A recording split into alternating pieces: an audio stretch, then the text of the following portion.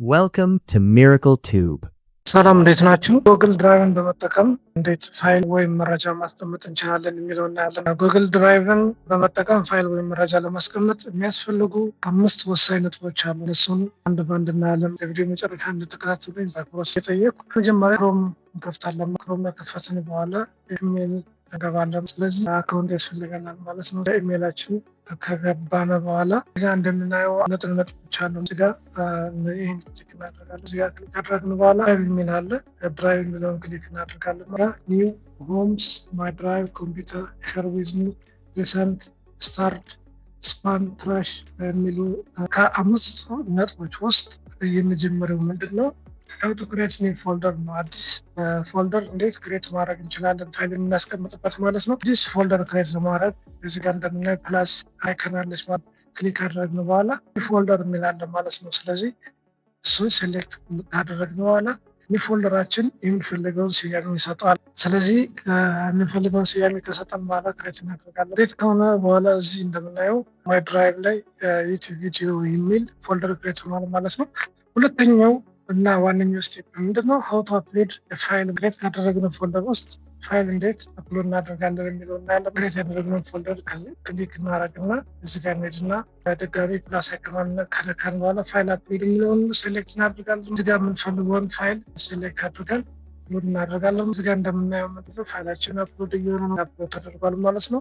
በመቀጠል ሶስተኛው ፎቶ አፕሎድ ፎልደር ነው። አሁን እዚህ በፊት ያየነው ምንድነው? ፎልደር ክሬት አድርገን ከሱ ውስጥ ሲንግል ፋይል እንዴት አፕሎድ እናደርጋለን የሚል ነው።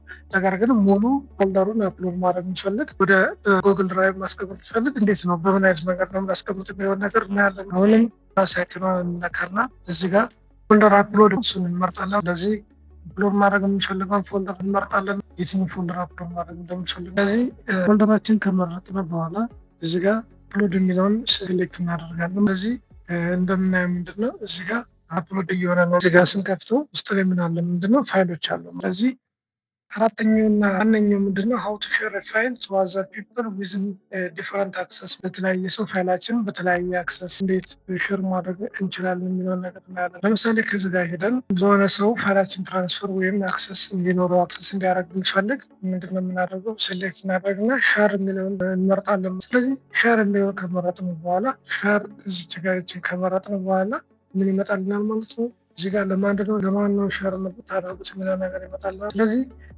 ሸር ማድረግ የምንፈልግለትን ሰው ኢሜይል አድሬስ እዚህ ጋር እናስገባለን ማለት ነው። ከዚህ በመቀጠል ዋነኛው ነጥብ ምንድነው? እዚህ ጋር ኤዲተር የምትላለች። ስለዚህ እዚህ ጋር አሁን ቪወር አለ፣ ኮሜንተር አለ፣ ኤዲተር ገረዝ አንድ ኤዲት ፋይል የሚላለን። ስለዚህ እዚህ ጋር ኢሜይል የምናደርግለት ሰው እንደ ብቻ ከሆነ ቪወር እናደርገዋለን። ኮሜንት እንዲሰጥ ኤዲት እንዲያደርግ ከሆኑ ደግሞ እዚህ ጋር በምንፈልገው መጠን እናስተካክላለን። እዚህ ጋር ሴቲንግ ከምትላ ክሊክ ስናደርግ እንደምንፈልገው እነዚህ ነገሮች ማስተካከል እንችላለን። ስለዚህ እነዚህ ነገሮችን የምንፈልገው ልክ ያስተካከልን ሸር ማድረግ እንችላለን። በተጨማሪ እዚህ ጋር ምንድነው የምንፈልገው ሜሴጅ ከጻፍን በኋላ ሴንድ እንላለን። ለምሳሌ ራይት ክሊክ ካደረግን በኋላ ሊንኩን ኮፒ አድርገን መላክ የምንፈልግ ምንድነው ኮፒ እናደርግና መላክ እንችላለን። ይህ ኮፒ ያደረግነው ሊንክ ማለት ነው። አምስተኛና ዋነኛው ምንድነው? ሀው ቱ ቼንጅ ከለር ኦፍ ፎልደር። በተለያየ ሰዓት የተለያየ ፎልደር ክሬት እናደርጋለን እና የምንፈልገውን ከተወሰነ ጊዜ በኋላ በከለር እንድናስታውሰው ከፈለግን አሁንም የምንፈልገውን ፎልደር ሴሌክት እናደርጋለን። ራይት ክሊክ ያደረግነው በኋላ ኦርጋናይዝ የሚለውን እንመርጣለን። ስለዚህ ኦርጋናይዝ የሚለውን ከመረጥነው በኋላ እዚጋ የምንፈልገው ከለሮች እንመርጣለን እንዳስፈላጊነቱ። እዚህ ጋር በተመሳሳይ ሄደን ወደምንፈልገው ከለር መቀየር እንችላለን። ሌላ እዚህ ጋር ማወቅ ያለብን ፖይንት ምንድነው? ኮምፒውተርስ የሚል አለ።